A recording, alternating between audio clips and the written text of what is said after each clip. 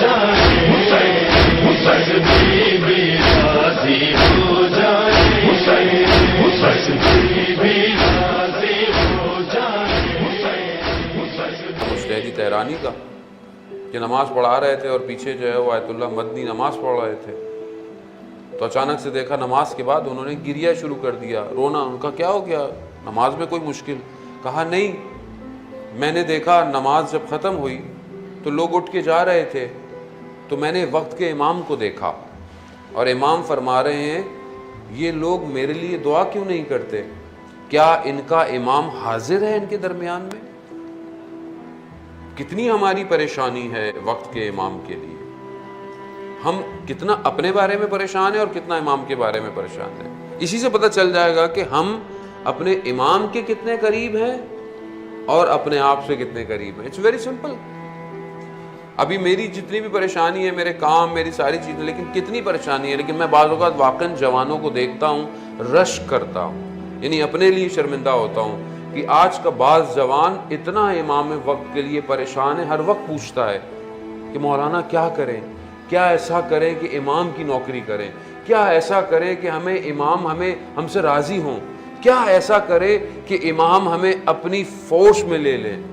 اب یہ واقعاً یہ آج کل کے اس دور کے اندر آسان نہیں ہے کہ جہاں صبح شام جو ہے وہ بمبارڈمنٹ ہے، کس کی؟ کلچرل وار کی، جہاں صبح شام بچہ موبائل، فیس بک، یوٹیوب، نیٹ فلکس کے اس ایرا کے اندر آیا ہے کہ یہ اس سانس بھی نہیں لے پا رہا، مگر اسی کے اندر یہ جوان اپنے وقت کے امام کو تلاش کر رہا ہے۔ اب یہ ہم کیسے کریں؟ بہت سمپل ہے۔ دیکھیں، امام جب ہم اپنے آپ کو صاف کر لیں گے تو امام خود ہمارے پاس آ جائیں گے۔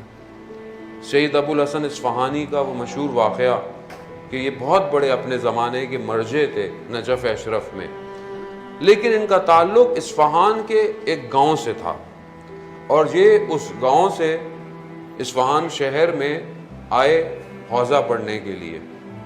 تو انہوں نے اپنے والدین، ان کے فارمر تھے، انہوں نے کہا کہ مجھے حوزے میں پڑھنا ہے، مجھے امام کے لیے کام کرنا ہے۔ یہ آ گئے اصفہان۔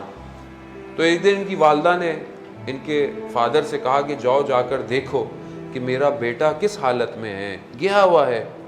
وہ پرانا دور تھا، گئے، جا کر دیکھا سخت سردیاں ہیں، برف ہے۔ جا کر بیٹے کی حالت دیکھی تو اس کمرے میں کوئی ایسی چیز نہیں ہے جو کمرے کو گرم کرے، نہ کوئی کھانے کو چیزیں ہیں، نہ کچھ ہے۔ تو فادر نے بولا بیٹا اس سے تو اچھا تھا گاؤں میں کم از کم 2 لقمے تو ملتے تھے کھانے کو، یہ تم کیا چھوڑ کر آ گئے؟ چلو واپس چلو۔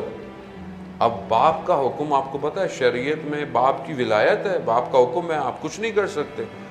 اب یہ باہر نکلے اس مدرسے کے صحن میں، انہوں نے وقت کے امام سے توسل کیا کہ یا امام زمانہ، آپ جانتے ہیں کہ میں صرف آپ کے لیے آیا ہوں، مجھے کوئی فرق نہیں پڑتا، مجھے کھانا ملے، مجھے پینا ملے، سردی ہو، میں صرف آپ کی نوکری کرنا چاہتا ہوں، لیکن میں کیا کروں؟ میرے والد آ گئے ہیں، مجھے بلا رہے ہیں، میں منع نہیں کر سکتا۔ یہ ابھی اندر گئے کمرے میں تو ان کے مدرسے میں جو کام کرتا تھا وہ آیا، کہا سید کوئی دروازے پر آپ کو بلا رہا ہے۔ یہ جیسے ہی دروازے پر پہنچے تو کیا ایک نورانی چہرہ کھڑا ہوا ہے، کوئی اور نہیں ہے، وقت کا امام ہے۔ کچھ چیزیں دیں سید کو، کہا یہ رکھو، اپنے کمرے میں جانا، کتابوں کو ہٹانا، پیچھے ایک شمع ہوگی، اس شمع کو روشن کرنا، تمہارا کمرہ بھی گرم ہو جائے گا، کچھ سامان ہم تمہیں کل بھجوا دیں گے، اور ہاں اپنے والد سے کہنا ہمارے سر پر ہمارا صاحب زندہ ہے، ہمارا وارث زندہ ہے۔ وہ اب سید ابو الحسن اصفہانی آئے، دیکھا، سب کچھ کیا، تو باپ نے گریہ شروع کر دیا، باپ نے رونا شروع کر دیا، اور سید ابو الحسن اصفہانی اس مقام پہ پہنچے کہ نجف اشرف کے اندر امام کے ان کو لیٹرز آتے رہے ہیں، اور بہت واقعات ہیں کہ میرے پاس ٹائم نہیں، کہ جہاں وہ امام کے اتنے قریب ہیں۔ اب ایک شخص کیسے اتنا قریب بن جائے؟ کیونکہ اپنے وجود سے اپنے امام کو پکار رہا ہے۔ یہی ایک برائٹسٹ لیسن ہے، ایک روشن ہمارے لیے لیسن ہے